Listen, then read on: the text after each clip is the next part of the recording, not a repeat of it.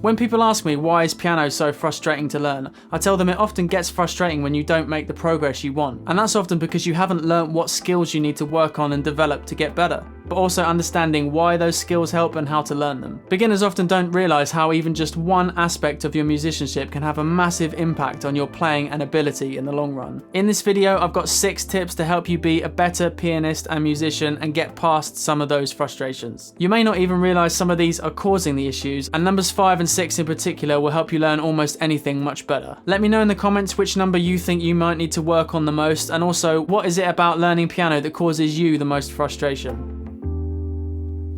I just want to add really quickly that if you are fairly new to piano, you really want to be aware of these things that are causing your frustration playing and what you can do about them. I've seen these things in tons of beginners that I've taught and been through them myself and spoken with loads of other musicians about them. And it's the people that take action on these kind of things and dive a bit deeper that see the best results. Some are easy to put in place straight away, and some things are just to start developing.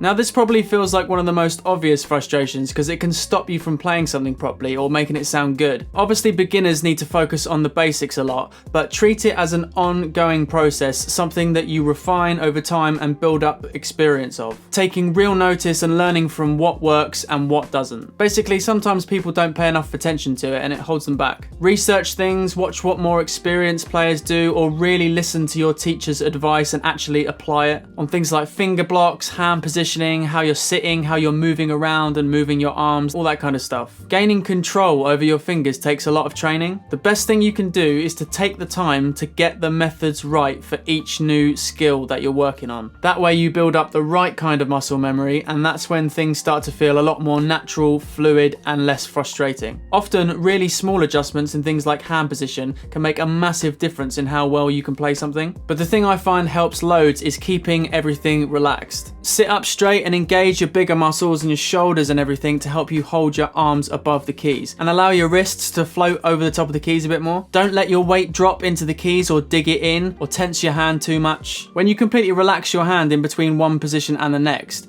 and almost let it go limp for a second, it's much more moldable and you can get it into a new shape much more comfortably, and it helps you stop catching other keys that you don't want to hit too.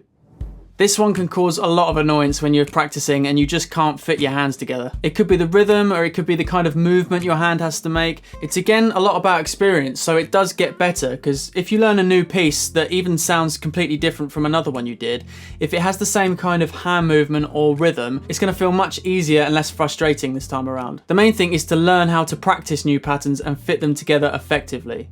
Go slow and stay as slow as you need until you can get the pattern together confidently. At the moment, your brain's just not processing it quick enough, so it's not going to work if you go too fast. Sometimes you might need to practice each hand separately and then start trying to put it together, and sometimes you might even need to go back and forth a bit to keep reinforcing things. But the most important thing is to piece it together bit by bit. Sometimes you might be able to do larger chunks at one time, but don't be afraid to even go note by note. So for example, with something like this,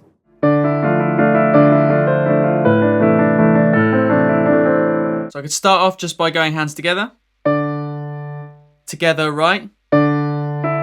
Feel what that motion feels like as one, then together, right, together, right, and carry on like that, only moving on to the next bit where it feels comfortable how the hands move together. Once you get to the end of a section, like the end of a bar or a phrase where it makes sense, then you can work on speeding that bit up.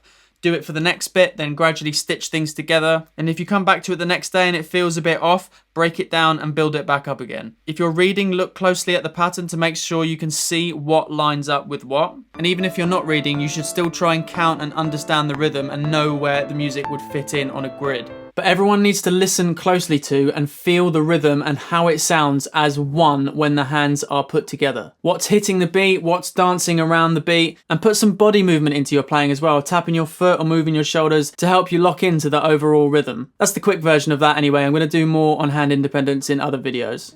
This one you might not even realise is causing you problems, but as a musician, your ears are your most valuable tool. The more you can get the sound of music in your head, whatever you're playing, the easier it will be to memorize, play, or even read, and the sound of the music will be much, much better. So many beginners don't listen enough to what they're playing, which affects their touch and articulation and timing. So try to do that whilst you're playing, but also record yourself, listen back, and critique your playing. You can develop your ears by listening actively to lots of music, but especially the music that you're working on. You pick up lots of nuances in the sound that way and different things relevant to different styles. Sing along to stuff, learn to pitch notes, even if just humming. Start trying to work things out by ear, even just simple melodies, and start ear training things like intervals.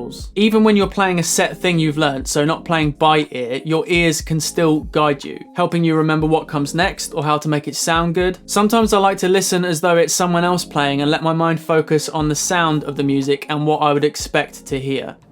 You're learning pieces of music, but at the beginning it's hard to understand how the music's really working. When you do start to get a better idea of that, it's suddenly like learning something in your own language. The fog clears and you suddenly recognise things that are happening. That's when it becomes much easier to think quickly what happens next, or memorise new music and learn new things faster, and then your progress just starts to accelerate. Things just start becoming a lot more familiar and you see all these different connections between bits of music you've learned and how they work. Ears are a big part of that too, but what you need to do to get there is to pick apart and analyze the things that you're working on. Keep track of things like where in the scale everything's happening, when melody notes land on chord tones, when they don't and what effect that has. Learn about intervals, how to build chords, chord progressions, and how chords fit into scales. They're all really good places to start. I've started making videos on those kinds of topics because learning the right kind of theory has massive practical benefits to your playing. It's part of learning to speak the language of music and helps you become more fluent and less frustrated at the piano.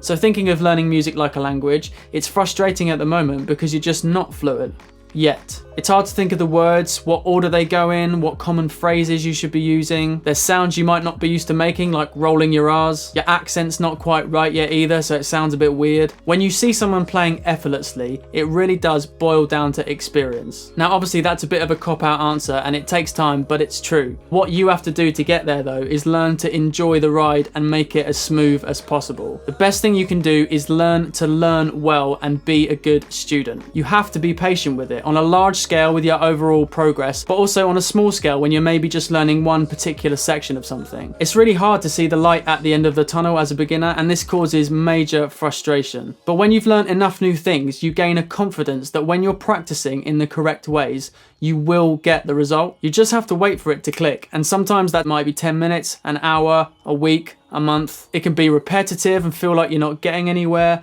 but when you know the method works and you've been through it enough times, you learn to enjoy the process. So be patient and stick with things because it does get better and better.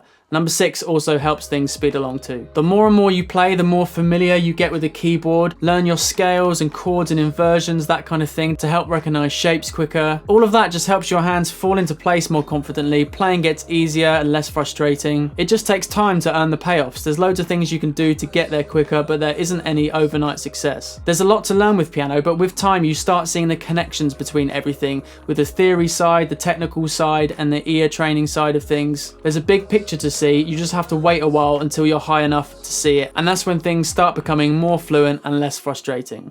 So obviously, as long as you're using your time well, the more practice and playing time you have, the more of that experience you will gain. Everyone knows that really, but a bit of a spin on it because not everyone has hours free every day to dedicate to piano. If you learn a new section of a song, for example, and then you come back to it a week later, you'll probably just end up spending most of your practice or lesson time just getting back to where you were before, making little progress and getting more and more frustrated. So as well as a few longer sessions when you can, try practicing little and often. 5, 10, 15 minutes here and there, but more frequently. Even just a couple of minutes whilst you're waiting for the kettle to boil, or any other gap of dead time you might have, just before you go to bed or watch TV, whatever works for you. But make a routine and a habit out of doing it more often if you want to make more progress. If you are working on a new section or a new exercise, for example, those small windows are great for having a quick few run-throughs without really eating into your normal schedule. This works for loads of things that you might be learning, reading or ear training, and to me seems like the most obvious answer to loads of problems. What happens when you do that is you keep reinforcing things and keeping it fresh in your mind. What the notes are, how the movement feels under your fingers, and all the little details you need to think about to play something well. When you repeat something often, it builds up your memory and your muscle memory, and that's when things become a habit and you don't have to think about them anywhere near as hard, and they feel far more fluid and far less frustrating. You get better much quicker, you learn more, and you make much better use of your proper practice sessions when you get to them, finishing them feeling a lot more satisfied. This is how kids learn to speak and read and write so quickly, because they're surrounded by it